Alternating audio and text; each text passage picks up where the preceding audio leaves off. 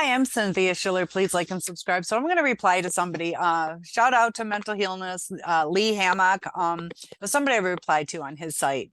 And she had said in reply to me. So in the case of Lee, the YouTube creator, content creator of that channel, Mentalhealness, do I believe that his brain is damaged? And um,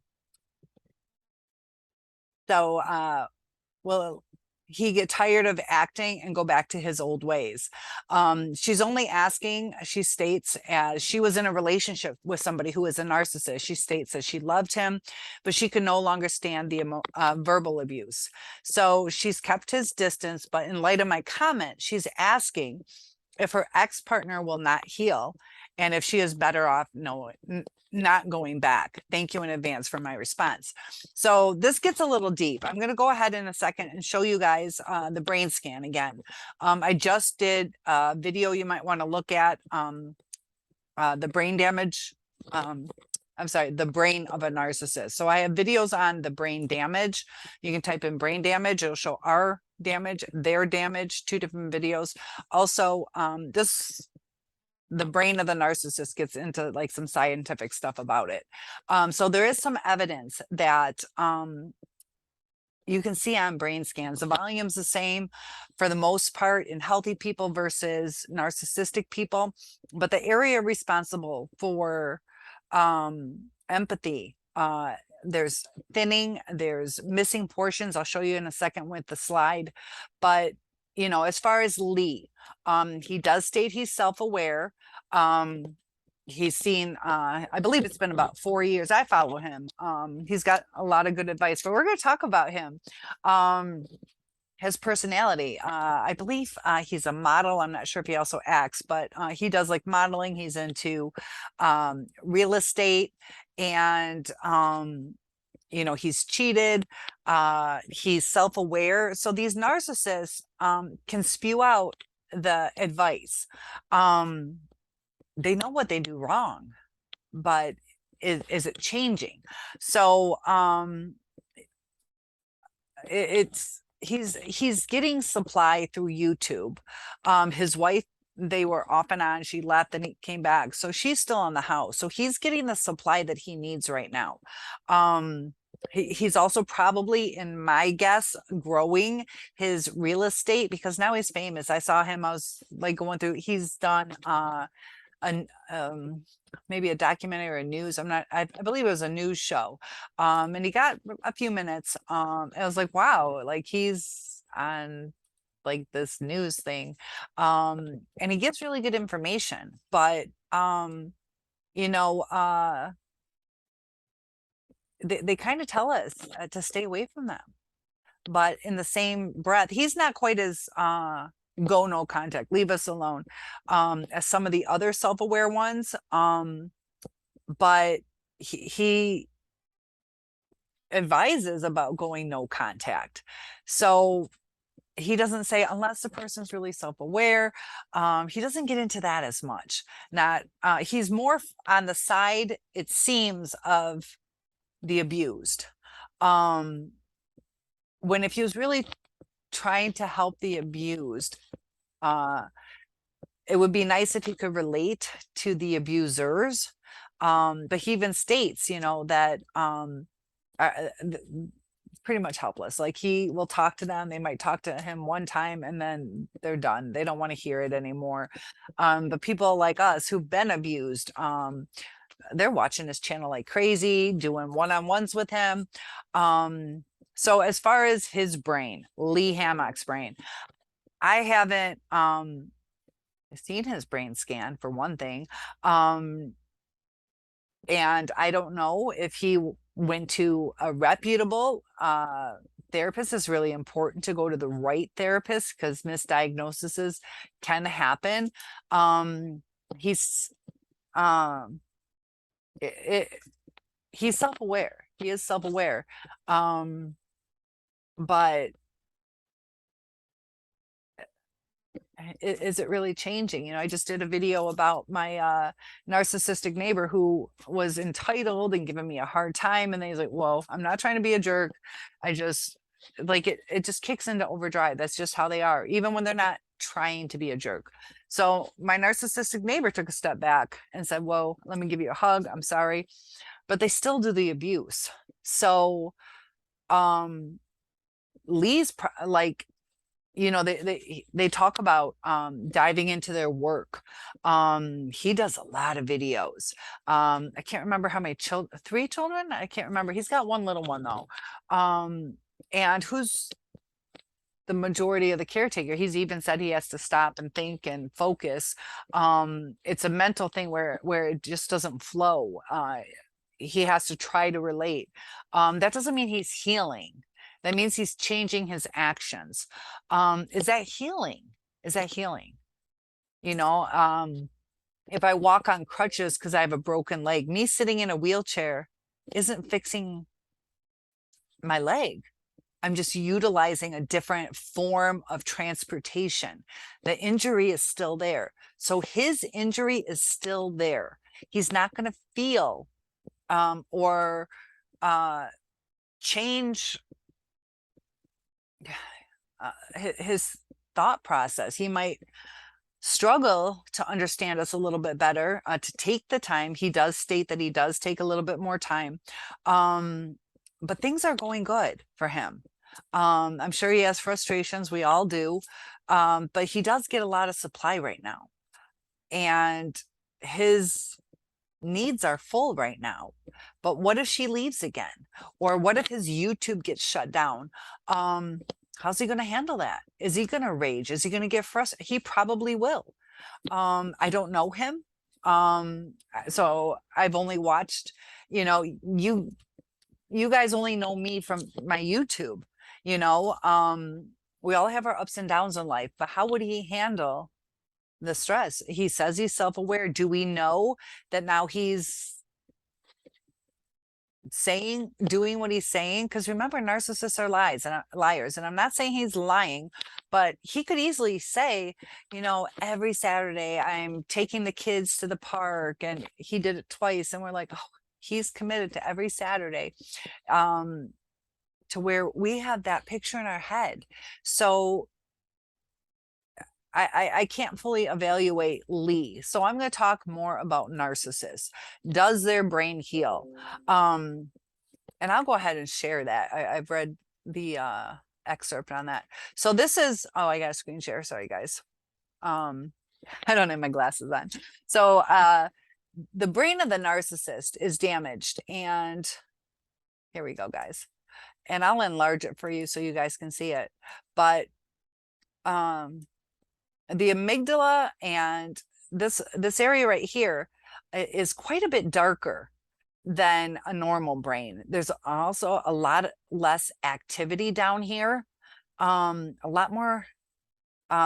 This is the healthy brain with the proper stimulation. Here it's almost dead. The empathy is not happening. You see these little gaps here. The neurotransmitters can't communicate with the neurons. The emotions aren't able to be processed through the brain. So this area is damaged. The brain can have some rejuvenation. That's not the right word I want. Starfish do it. I teach kids all the time what the word is. But they can't regenerate. They can't regenerate brain cells very easily. So I also said in the other video, it's kind of like if it was going to heal with all these narcissists, if their brains were going to heal, just like a broken leg or a sore on your arm, over time, it would heal. Somebody who has certain brain injuries, some of those brain injuries can heal.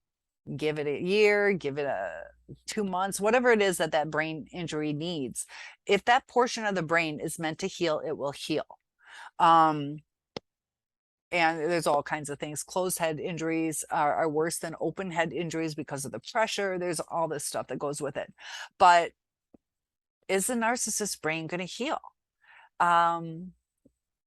No. So she wants to know, is her ex going to heal? Now, her ex may be able to do what Lee's doing, be a little bit more pleasurable, a little bit more willing to listen to our needs, but they can't feel. They don't feel what we feel. I also stated in that video where my second one, I was like, do you feel that with this new supply? Do you feel what we felt?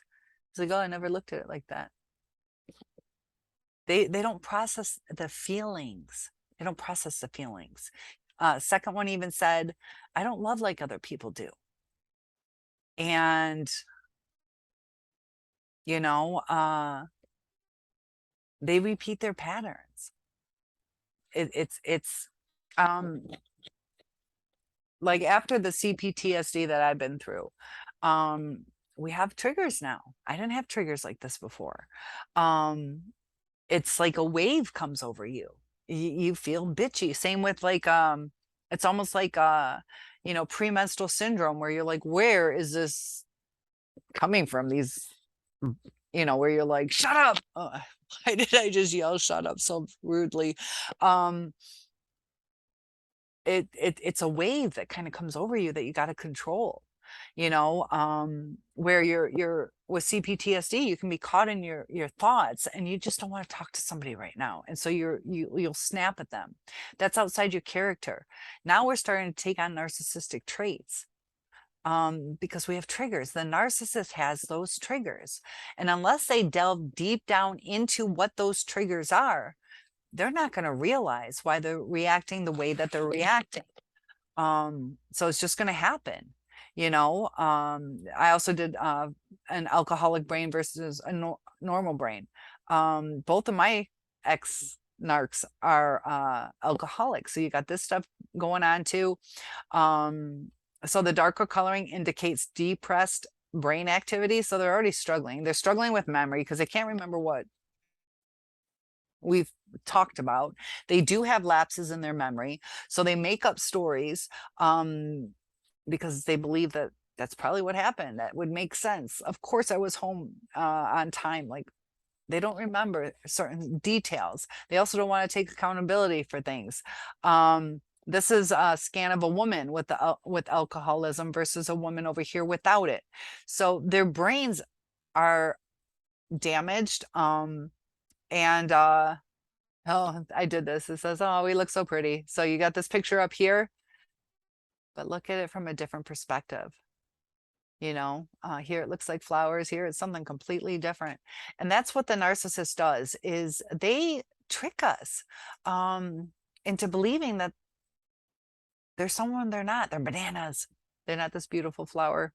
Do they heal? Do they heal?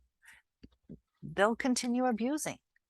And she said, I can no longer take the verbal abuse. And, you know, the trigger might not even be her. She's just the punching bag. She's the one the abuse is taken out on. So for her to sit there and go, maybe if I do my hair better, or make better meals, or be more attentive, or clean the house better, whatever she's thinking, like, how do I make myself better? Maybe I need to get a better job, make more money, whatever she's going to glam up with, improve on herself. Maybe I need to go back to school or learn more about football, or whatever she's going to think. Those triggers, we don't know what they are. So her work on whatever she brings to the table to avoid these triggers. The triggers could be, you know, she spent all that time and then she puts on red lipstick and you know, either an ex-girlfriend or and maybe it was sexually abused as a child, whatever it would be. And you're like, you never told me red lipstick was a trigger. So we're like, I got my hair done. I went to the beauty salon and they even did my makeup. We're thinking we're doing the right thing. And something, it could be the way we organized. It might remind them of the way grandma organized and it pissed them off that they had to be with grandma. Whatever it is, they're going to get those triggers that are going to be uncontrollable. because when they're at rest, their brain is overactive. And when their brain is overactive, they need to squash it.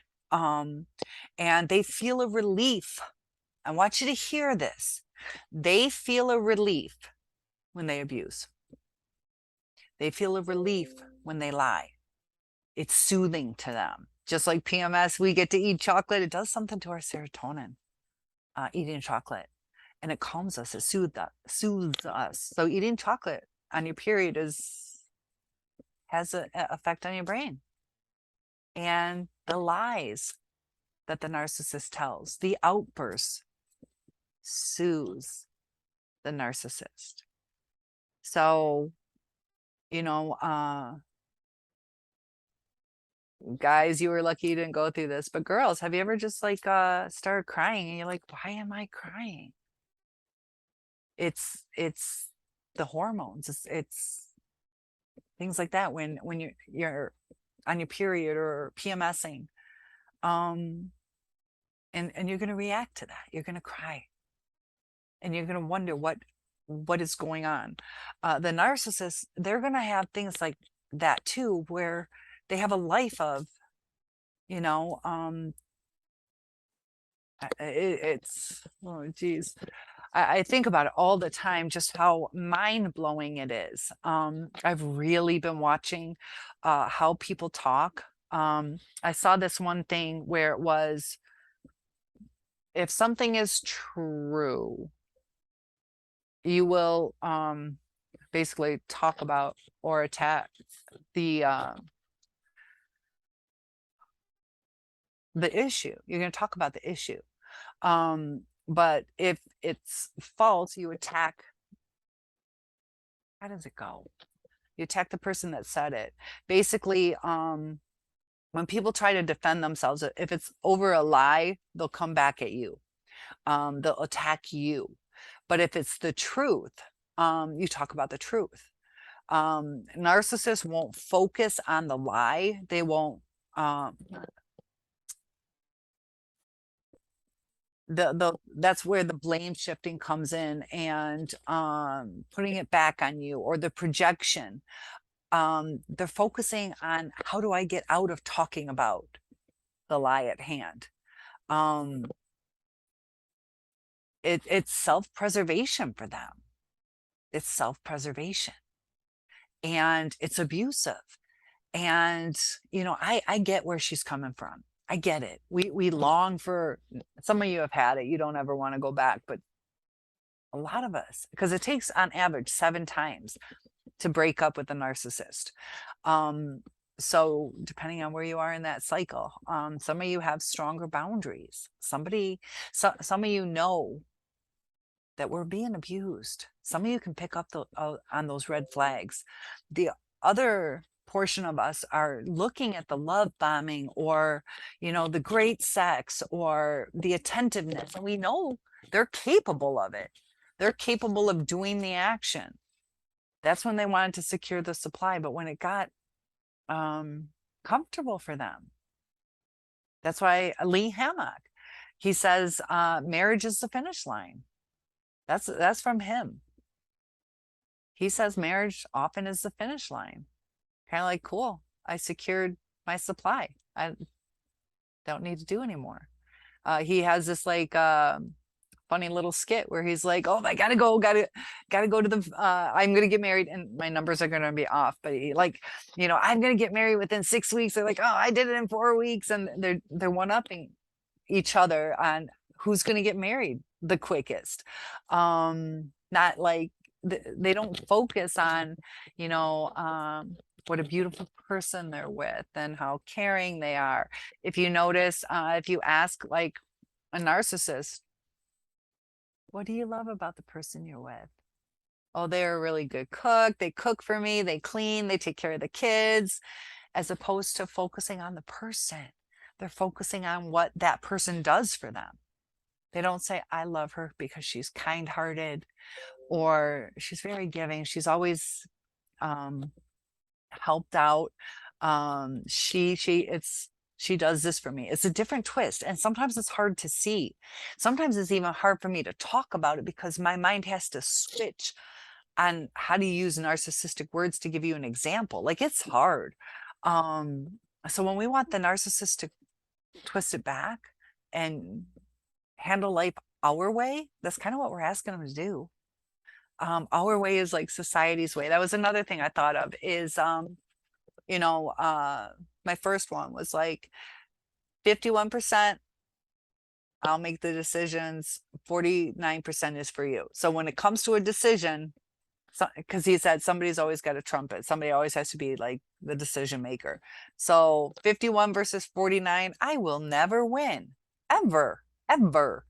That he had the foresight to make sure that he would be in control. Now we got to really talk it out. We're not going to spend our money unless we discuss, or whatever the situation would be. It was just, if it comes down to something, I got 51, you got 49. That's not a partnership. So, you know, we sit there and we long for somebody who is abusive. She's like, I couldn't take the abuse anymore, the verbal abuse. Not all narcissists are physically abusive, but the situations escalate. Mine weren't physically abusive. They use the silent treatment. That makes you feel dead. That makes you feel invisible. I'd rather be screamed at.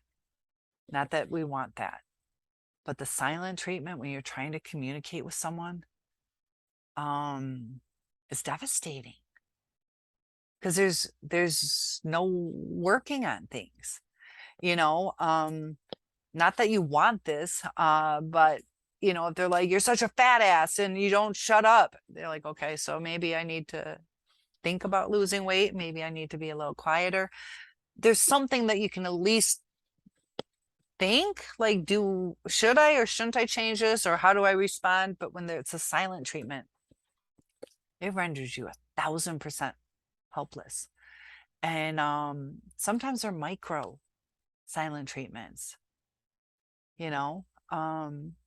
Even just like, hey, you ready to go out to dinner? And they look at you like, and 15 minutes later, like, let's just go. But you have 15 minutes of pain. Because it's like, you gave me a dirty look. I didn't know what we were doing. I didn't know if I should ask you again, or just cancel plans or make something.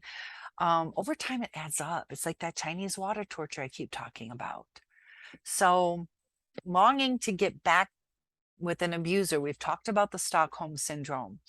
To this viewer that I'm replying to, feel free to interact with me. I'll catch you up on certain things if you have more questions, because I've been doing these videos for a while. But we long to be with our abuser. And is that healthy? Because we're caught up in that CPTSD, that Stockholm syndrome, just trying to regulate our brain waves that are going berserk. We have brain damage now, and we're longing to get back to somebody who's going to continue to give us brain damage. So I get where you're at. I understand it. Can they change? If they do, it's only temporary. Does their brain heal? No, no. Because if their brain healed, every narcissist at 70, 80, 90 years old would have this beautiful regenerated brain. It doesn't work that way. So, you know, sometimes self-reflection helps, but when the narcissist can't feel empathy, it's so hard to understand. But it's like if you had that nerve disease where you can't feel anything. I can tell you not to touch a hot stove. Okay, so I can tell you not to do that. It'll burn you. You might stop doing that, but you're still gonna go through life not knowing, not feeling. So you don't know how to act the right way. Do I touch the staircase? Could the staircase be hot? Can I touch a person? Can I touch a sidewalk, the door handle, this, that? And if you relate that to the narcissist not feeling, they don't know what they can touch as far as our heart. How do I get them to feel loved? Like we give things that we feel are going to make somebody feel loved. That's why when we do certain things, you know, I made you a special dinner tonight, and we get, I didn't ask. I didn't ask you to do that. It's not appreciated what we do. Um, it's foreign. They're not like, oh my gosh, that was so sweet. You did that for me. Um, in the beginning, they might, but over time, they start taking it for granted. And it's such an odd twist on how they just, it's brain stuff that's going on. And, you know, I see, I told you I had a neighbor that was schizophrenic, and something just clicked, and she started her whole affect, her facial expressions, her coloring, like everything just changed, like something in the brain went off. And it's similar to like the narcissist, their brain waves, they're like a different person, a different, it's a personality disorder. It's not right. um it's not called a personality disease. Certain diseases can be healed. It's a disorder. Just like my dad doesn't have a leg. He's handicapped. And I know there's handy capable, but it's there can be tools to let my dad walk.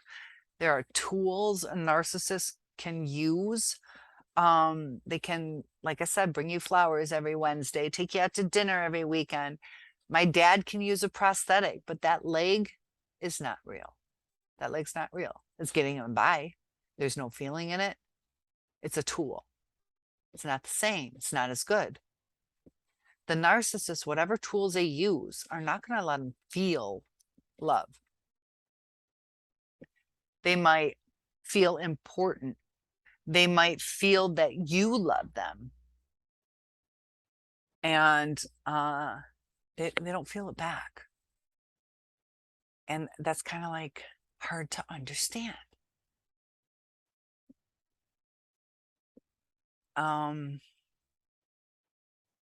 It's like, let's say right now I had, I don't know, a hot fudge sundae, and I'm trying to express to you like it's chocolatey and it's sweet and it's creamy and it's a little cold, but also with the textures and this, I'm trying to explain it to you. If you've never had it, you'd be like, okay, sweet, cold, hot, what are you talking about? Like, okay, you might form something in your mind like, okay, I guess kind of sounds stupid, but maybe it's good. You don't experience what I just experienced eating that hot fudge sundae. It's foreign to you. So my words, me explaining or expressing was so good, like you don't understand. And I'm trying to tell you, with the narcissist, that's what love is like. Like we're trying to say, like, it's beautiful. It's, as the analogy, like we're describing this love or describing this hot fudge sundae love. And they're like, I mean, I kind of get, okay, butterflies, like, give, take, like, I, they get the superficial understanding. They don't get the full experience. So sometimes we might crave our narcissist, like we crave hot fudge sundae sometimes, but as long as the supply is in front of the narcissist and it's doing all right, but if they have to work for it, that's when they don't want it. Or if they have to take accountability, they don't like putting in effort. They like effort put into them. And it seems like they like to put in effort until the table's turned. It's like, you know, paying for a car. It's like, I'll do it for a while, then that car is mine. I'm not going to pay on it for the rest of my life. If I have to invest too much to fix it up, fuck it. I'm getting a new one. I'm not going to invest anymore. I just want to use it. And that's what it's like with us, is they do kind of turn us into objects. We annoy them when we try to talk about our feelings. They hate that. And love is uncomfortable to them. What's comfortable to them is us freaking the fuck out, scrambling to try anything we can to keep them, to cry over them, to give them those ego boosts. to constantly like text me back, and please, or where are you, and I'm thinking about you, and are you alive, and okay, I'll try this, and we're trying everything. It's working to boost their ego, and it's, if we give up on them, that's the only time we're going to really see the love. They'll try until they secure us again. It is a cycle. So is the brain going to heal? No. Otherwise, you would have healed brains. It would naturally progress into a healing thing, just like cuts. It's just toxic, and really think about why you want to get back with them. Because I understand it, but look at it deeply. Is it something that you're missing inside? Or did they lower your self-esteem that you feel you can't do better? A lot of times narcissists will tell you, you can't do better than me. Believe in yourself and know that even Lee Hammock, he said he's been in counseling for over 4 years and it'll be a lifelong journey. That's from Lee. Lee said it's going to probably be a lifetime of therapy. He doesn't sound hopeful his brain's going to heal. He feels hopeful he can change himself. Time will tell. Time will tell. He's getting a lot of supply. He likes the attention. What's going to happen in 10, 20 years, 30 years? He's a good looking guy. What's going to happen when his looks go? Or the empty nest, when the kids are out of the house, there's no distractions.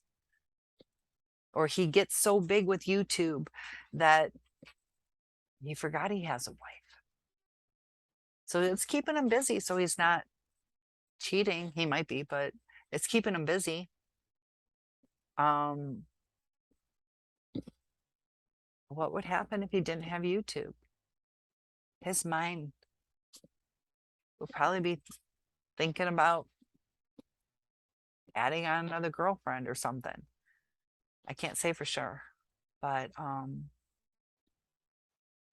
he even said that he loved the toxicity. He was with it's either borderline or bipolar. I can't remember offhand because I always get I believe borderline. I believe borderline. I can't remember. It's bipolar or borderline. But the toxicity, like, they get a kick out of it. It makes it fun. So the self-aware do have insight, but to put it into practice, I was a cheer coach, college cheer coach, and I cheered in college at 3 different colleges, but I'm 6'1". I'm not a flyer. I can tell you how to move your body to be a flyer. Can I do it? No. So Lee, he can tell us, can he do it? Can he put it into practice, and for how long? Can he give himself his own advice or take his own advice? Your question was, will it heal? So the question is answered with a no. Will they change? Not permanently. There's almost no. Sam Vaknin, he's a professor, and he's pretty much one that kind of coined the term for narcissists, but well, not for he's coined some terms, and well renowned. He breaks it down like, we're jerks and we don't feel it, We only care about the supply. We render you helpless. I'll do some more videos if you want more in depth on that. It's fascinating, but Sam Vaknin, probably the leader in narcissistic education awareness. I'm not sure. He's a professor, writes books, very scholarly, speaks very scholarly, and he's just like, no, there isn't hope for us. We're basically monsters in a sense. And that's from somebody who is super aware to where he can tear it down, where he will tell you every little intricacy of this disorder. And even he says no, you know, and it's so weird though, because he's married, you know, and he's married to somebody who is like codependent on him.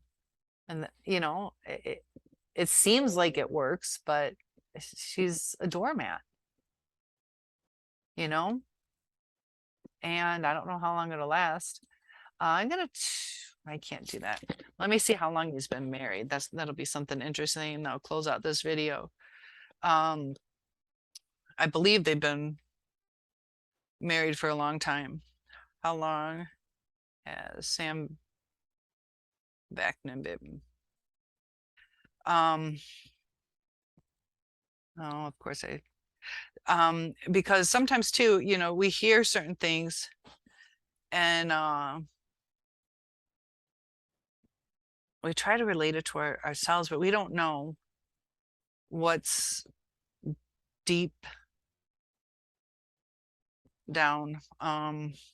He's an Israeli writer for Sam Vaknin. Let's see, I'm sorry, I don't want to keep this going on too long for you guys. I can't get it quick enough for you guys, but that's something you guys, Vaknin. It's toxic. So this right here, I'll say this. You can hear about his biography, his affair, that he's married since 1984. So a long time. But they seem like they get along, but it's not a healthy situation. And